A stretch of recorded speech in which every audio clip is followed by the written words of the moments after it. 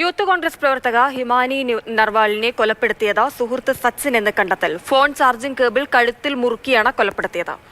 ഇത് കഴിഞ്ഞ് ഹിമാനിയുടെ ആഭരണങ്ങളും കവർന്നതായി വിവരമുണ്ട്. അനൂപ് ദാസ് നമുക്കൊപ്പം ചേരുന്നുണ്ട്. അനൂപ്, വളരെ ക്രൂരമായ കൊലപാതകമായിരുന്നു. ഇത് സംബന്ധിച്ച് പല സംശയങ്ങളും കുടുംബമടക്കം ഉന്നയിച്ചിരുന്നു. ഇപ്പോൾ പോലീസിന്റെ പ്രാഥമികമായ നിഗമനം എന്താണ്? സച്ചിനിലേക്ക് എങ്ങനെയാണ് എത്തിയത്?